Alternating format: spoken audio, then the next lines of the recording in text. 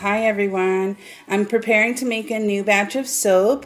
I just got this little sample soap loaf mold from WSP, and I'm really excited about it because I'm going to use this soap mold just to test out the new fragrance oils that I get from Indigo Fragrance. Today we're going to be testing out Mango Papaya. I'm really excited. It's a really nice summery fruity smell. So I'm going to go ahead and prepare my oils and my lye, and I'm going to get that all situated, and then we'll be back, and as always I'll show you step by step as we go along. Alright, so I'm the type of person when I make my soap, I like to be as organized as possible, so I do it step by step. So I first measure out my oils and my hard butters, and I have them heating up right now. And then what I do is I like to mix my colors. And what I do with my colors and the oils is I add it to my recipe. So I use 2.2 ounces total of sweet almond oil for my colorant. It's a light oil, it helps carry the color well. And I add that into my recipe so that way I don't super fat too much. I always super fat at 5%. And then what I do is I go ahead and I separate my water, my lye beads, and my sodium lactate. I use sodium lactate. I find it makes for a harder bar. Some people don't, some people do. I prefer to use it. I use 3% of sodium lactate in each of my batches.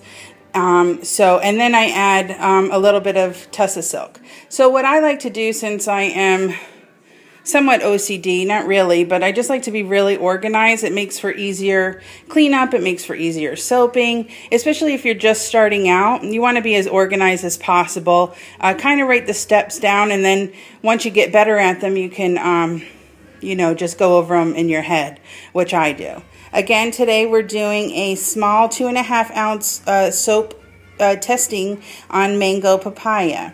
I've never used this fragrance from Indigo Fragrance, but it smells really summery and really pretty.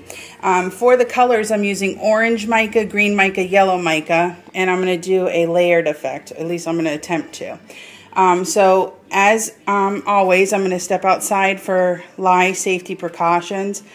Goggles, gloves, mask, well-ventilated area. I'm going to mix my lye together, put in my Tussa silk to dissolve, let that start cooling down as my oils continue to heat up. I will bring you back to show you each step.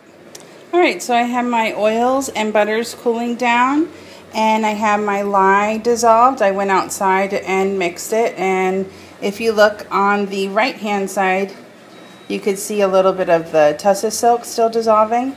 I want this soap to gel, so I'm only going to cool it off to about 115 degrees, so that way it'll gel for me. I like when it gels. I think it makes the colors look more vibrant. Again, I'm using orange mica, green mica, yellow mica, and I'm going to attempt to do a layered effect. I'm also using for the first time Mango Papaya fragrance oil by Indigo Fragrance. I'm going to be using the entire ounce in this batch, and we're going to make sure that it doesn't rice, that it doesn't seize the batch, that the scent holds up, and that the colors don't morph on me. So I'm just going to go ahead and continue with the process, and as always I'll bring you back and show you step by step.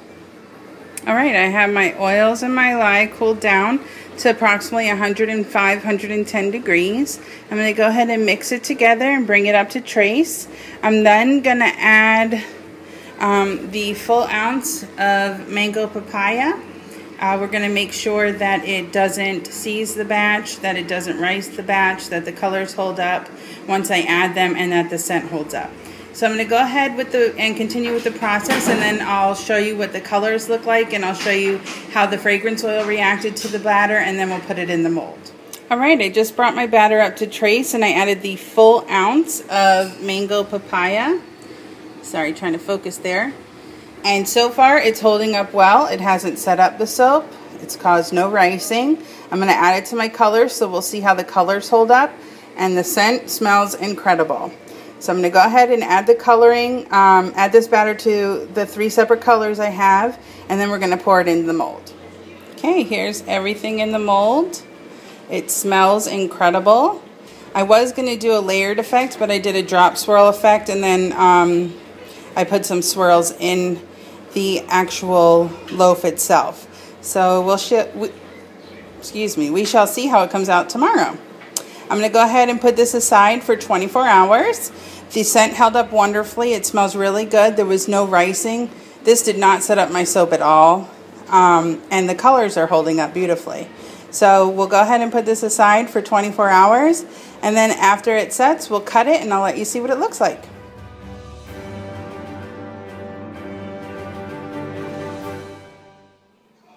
Alright, so here is my finished loaf of Mango Papaya. I'm going to go ahead and cut it so we can see what it looks like on the inside. So I really like how the design and the colors turned out. The smell is not as fruity as it was in the actual bottle. It actually smells more earthy, and it smells truly like a vine ripe picked mango. It smells like it's right off the tree. It's very earthy, and it's a nice smell. It didn't rice my soap, it didn't set up my soap, and the colors held up beautifully, as you can tell here. So I'm very happy with this scent. I'm going to go ahead and let this cure for 4 to 6 weeks, and then it'll be up for sale. Thanks for watching, everyone.